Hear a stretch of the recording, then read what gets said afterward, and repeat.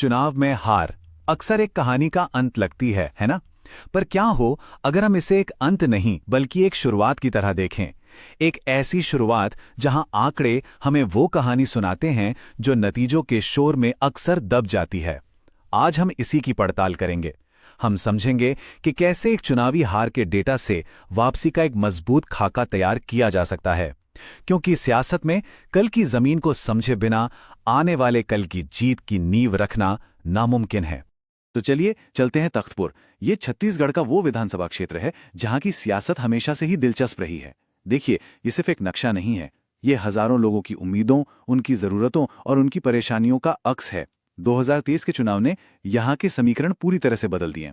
तो आज हम परत दर परत ये समझने की कोशिश करेंगे कि आखिर ऐसा हुआ क्यों, वो कौन सी वजहें थीं जिन्होंने वोटर्स को अपनी राय बदलने पर मजबूर कर दिया। 14,892 वोट। हमारे सामने चुनौती यही है। ये सिर्फ एक नंबर नहीं है, ये एक पहाड़ जैसा फासला है जिसे पाटना है। सवाल यह है कि कोई भी राजनीतिक दल इतने बड़े अंतर को कैसे भर सकता है। इसका जवाब देखिए अटकलों में नहीं मिलता, इसका जवाब मिलता है आंकड़ों के ठंडे और एकदम साफ विश्लेषण में। तो चलिए इसी में गहराई से उतरते हैं। शुरुआत करते हैं 2023 के जनादेश को समझने से। अब हम जो भी आंकड़ा देखेंगे वो उस कहानी का एक हिस्सा है जो तख्तपुर के मतदाताओं ने अपने वोट से कही है। ये सिर्फ गणित नहीं है, ये आंकड़ों में छिपी हुई जनता की आवाज है। 8.28%। ये था जीत और हार का अंतर। यही वो फासला है जिसे पार करना है। इसे दूसरे नजरिए से देखें तो हर 100 में से लगभग 8 वोटर्स ने महसूस किया कि इस बार बदलाव की जरूरत है। ये कोई छोटा मोटा बदलाव नहीं है, और ये समझना कि इन 8 लोगों ने अपना मन क्यों बदला, यही हर सवाल की असली कुंजी है। आप जरा वोटों के बंटवारे पर गौर कीजिए। भाजपा ने 50% का आंकड़ा पार किया, जो एक बहुत ही साफ जनादेश की ओर इशारा करता है। दूसरी तरफ कांग्रेस 42.3% पर रही, और ये जो 7% वोट अन्य को गए हैं, ये दिखने में भले ही कम लगें, लेकिन आप जानते हैं जब मुकाबला कड़ा हो तो यही छोटी पार्टियां किंग मेकर की भूमिका निभाती हैं। तो ये चार्ट हमें सिर्फ ये नहीं बताता कि कौन जीता, बल्कि ये भी दिखाता है कि मैदान में मुकाबला कितना सख्त था। और बड़ी तस्वीर को समझने के लिए इन 3 आंकड़ों को देखना बहुत जरूरी है।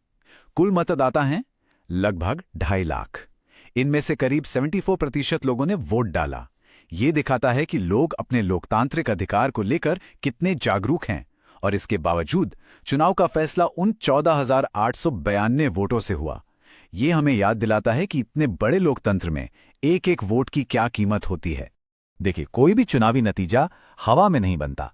2023 के इस परिणाम की जड़ें पिछले 2 दशकों के राजनीतिक उतार चढ़ाव, वादों और बदलती निष्ठाओं में छिपी हैं। ये समझने के लिए कि तख्तपुर का भविष्य किस ओर जा सकता है, हमें पहले इसके अतीत को देखना होगा। तो चलिए जरा इतिहास के पन्नों को पलटते हैं। इस टाइमलाइन पर एक नजर डालिए। ये पिछले 20 सालों में तख्तपुर के सियासी मिजाज की तस्वीर है। ये हमें क्या बताती है? ये साफ बताती है कि यहाँ के वोटर किसी एक पार्टी के बंधुआ नहीं हैं। वो बहुत प्रैक्टिकल हैं। वो काम को देखते हैं और उसी के आधार पर अपना फैसला सुनाते हैं। और यही बात इस विधानसभा क्षेत्र को एक असली चुनावी रणभूमि बनाती है।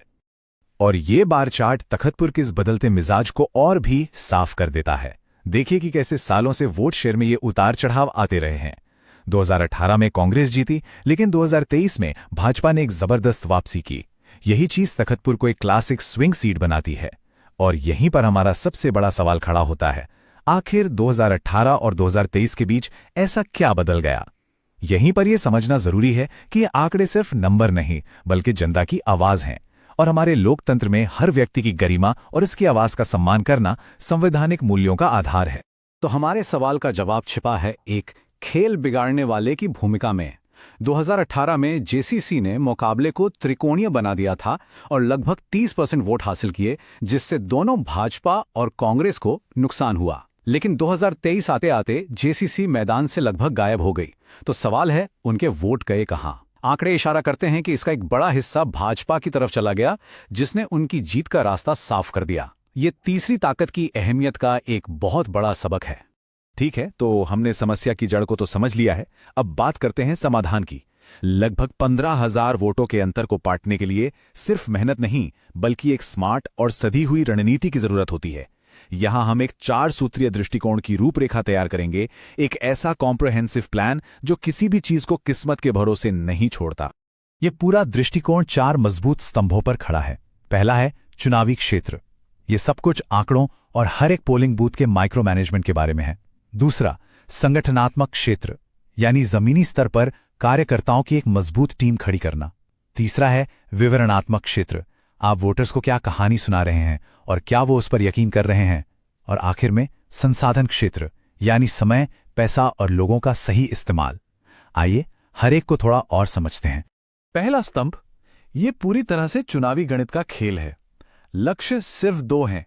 पहला, अपने उन पुराने समर्थकों को वापस लाना जो किसी वजह से छिटक गए हों, और दूसरा, उन बूथों पर खास ध्यान देना जहां आप बहुत कम वोटों से हारे थे। याद रखिए, एक करीबी मुकाबले में जीत इन्हीं छोटी छोटी लड़ाइयों को जीतने से मिलती है। चुनाव हमेशा पोलिंग बूथ पर जीते या हारे जाते हैं, और बूथ कौन संभालता है? पार्टी का कार्यकर्ता। तो दूसरा स्तंभ एक ऐसी जमीनी मशीनरी बनाने के बारे में है जिसे कोई तोड़ ना सके। इसका मतलब है हर एक बूथ पर एक समर्पित टीम बनाना, उन्हें ट्रेनिंग देना और ये पक्का करना कि वो स्थानीय नेताओं के साथ जुड़े हुए हैं। यही वो अदृश्य सेना है जो चुनाव के दिन जीत को हकीकत में बदलती है। लेकिन कोई भी रणनीति, कोई भी संगठन तब तक कामयाब नहीं हो सकता जब तक वो लोगों से न जुड़े। आखिरकार राजनीति का असल मकसद तो एक ही है, लोगों की जिंदगी को बेहतर बनाना। विश्वास ही राजनीति की असली मुद्रा है, और ये नारों से नहीं, काम करके कमाया जाता है। तो तख्तपुर के लोग असल में किन परेशानियों से जूझ रहे हैं? हमारी जमीनी पड़ताल एक साफ तस्वीर दिखाती है। किसान खाद के लिए परेशान है, अस्पताल में भीड़ है, सड़कें टूटी हुई हैं और नौजवान नौकरियों को लेकर फिक्रमंद हैं। ये सिर्फ चुनावी मुद्दे नहीं हैं, ये लोगों के रोजमर्रा के संघर्ष हैं। यहीं पर यह जानना जरूरी है कि नागरिकों की समस्याओं को सुनते वक्त उनकी निजता का सम्मान करना कितना जरूरी है। जैसा कि भारत का डेटा प्रोटेक्शन कानून भी कहता है, एक सफल अभियान को यह दिखाना होगा कि वह न केवल इन समस्याओं को सुनता है, बल्कि उन्हें हल करने के लिए एक विश्वसनीय योजना भी रखता है। और हां, हर योजना को लागू करने के लिए एक चेहरे, एक नेता की जरूरत होती है। इस मामले में उम्मीदवार की कुछ साफ ताकतें हैं, लोगों से जमीनी स्तर पर जुड़ाव और एक महिला नेता होने की खास अपील। लेकिन उनके सामने सत्ता विरोधी भावना और संसाधनों की कमी जैसी चुनौतियां भी हैं। जीतने की रणनीति इसी में छुपी है कि कैसे उनकी ताकतों का इस्तेमाल किया जाए, यानी लोगों से उनके जुड़ाव का उपयोग करके सीधे उनकी चिंताओं को संबोधित करना और दोबारा विश्वास बनाना। और ये हमें सबसे बड़े और अहम सवाल पर लाता है, क्या ये सारे आंकड़े, ये सारी रणनीतियां सिर्फ चुनाव जीतने का एक खेल हैं, या क्या ये वाकई राजनीति को लोगों से फिर से जोड़ने का एक जरिया बन सकते हैं? क्या ये राजनीतिक दलों को सुनने, समझने और असल में सेवा करने में मदद कर सकते हैं? इसका जवाब आंकड़ों में नहीं, बल्कि उन नेताओं के इरादों में है जो इन रणनीतियों का इस्तेमाल करते हैं। और आखिर में फैसला तो तख्तपुर की जनता के ही हाथों में है।